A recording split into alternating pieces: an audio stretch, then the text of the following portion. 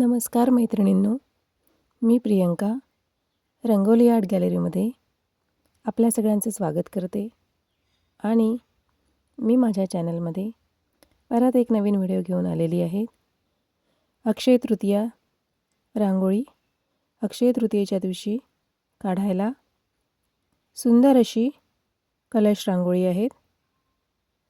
याच्या आधी आपण 2 व्हिडिओ बघितले आहेत, ते सुद्धा अक्षय तृतीयाच्याच रांगोळीचे होते, त्या दिवशी काढणारी रांगोळी। आता हा तिसरा व्हिडिओ आहे, हा थोडा वेगळा आहे। चला तर मग सुरू करूया।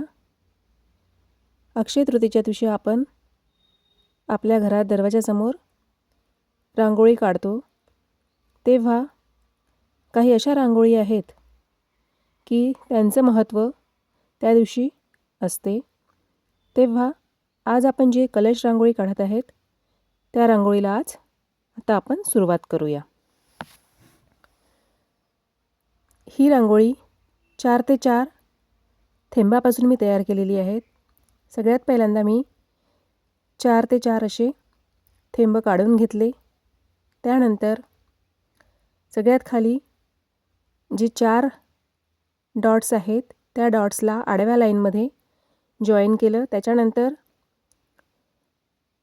तिसऱ्या नंबरचे जे 4 डॉट आहेत, त्याला सरळ लाईनमध्ये आडव्या लाईनमध्ये जोडलं। त्यानंतर दोन्ही लाईनच्या मध्ये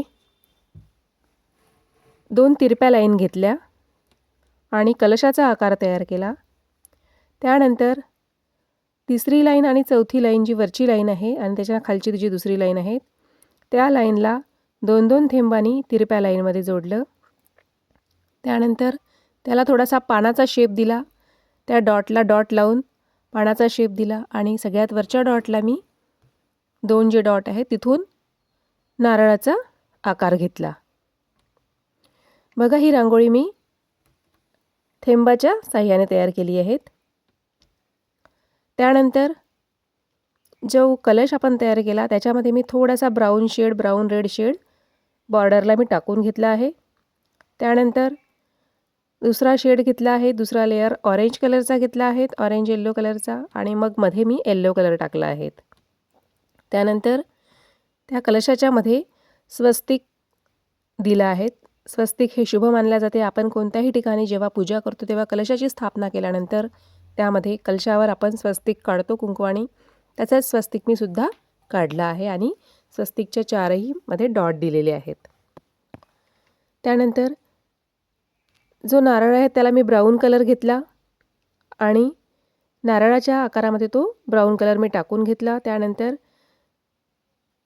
पानं जे 2 आहेत, ते थोडासा बॉर्डरला डार्क ग्रीन कलरचा शेड देऊन मध्ये फेंट ग्रीन कलरचा शेड दिलेला आहे आणि डार्क ग्रीन कलरनी त्याला लाईन्स केलेले आहेत। त्याच्यानंतर खालचे जे 2 पानं आहेत, त्या 2 पानांना मी डार्क ग्रीन कलर टाकला आहे खाली आणि त्यानंतर त्याला फेंट ग्रीन कलरनी लाईन्स केलेल्या आहेत। हे सगळं केल्यानंतर आता मी व्हाईट कलरचे डॉट्स पूर्ण कलशाला दिलेले आहेत।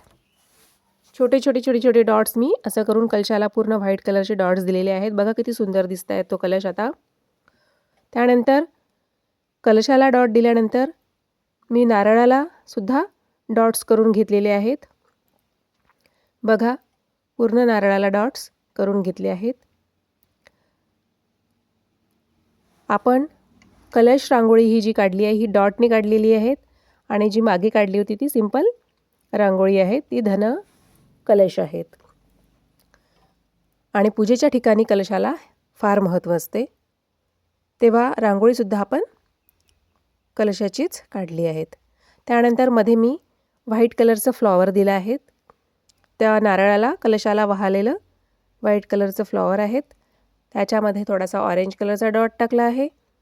त्यानंतर खालच्या साईडला सुद्धा फ्लॉवरने मी सजवला आहेत। 2 साईडला 2 फ्लॉवर केलेले आहेत व्हाईट कलरमध्ये।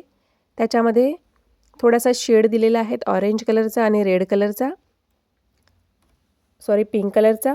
असे 2 कलरचे शेड देऊन त्याला प्रेस करून घेतलं बाहेरच्या साईडनी, पूर्ण फ्लॉवरला आणि 2 फ्लॉवर आपले तयार झाले आहेत. आणि मधला जो डॉट आहे त्याला आपण राऊंड करून घेतला आहे पेनेनी. आणि त्यानंतर मध्ये एक फ्लॉवर तयार करून घेतलं आहे. मोठं फ्लॉवर आहे ते सुद्धा शेडमध्ये तयार करून घेतलं आहे. आणि नंतर आपल्याला पानं पाहिजे आहेत, तर पानांना सुद्धा ग्रीन कलरचे डॉट देऊन पानं तयार करून घेतलेले आहेत. जे मी नेहमी करते त्याच पॅटर्नमध्ये सुद्धा पानं मी तयार करून घेतलेले आहेत. बघा, हे पानं झाल्यानंतर आपली रांगोळी ही तयार होते आहेत. ही रांगोळी आपली आता बघा, मी पानांना सुद्धा वेगळा आकार दिलेला आहे. सगळ्या पानांना असा आकार देऊन दिलेला आहे. आता आपली रांगोळी ही तयार झालेली आहे. बघा, मी रांगोळी तुम्हाला कशी काढली आहेत हे तुम्हाला आवडलं असेल किंवा तुम्हाला अजून वेगवेगळ्या रांगोळी जर शिकायच्या असेल तर माझ्या चॅनलला जॉईन करा. आणि रांगोळी जर आवडली असेल तर जास्तीत जास्त शेअर करा. थँक्यू.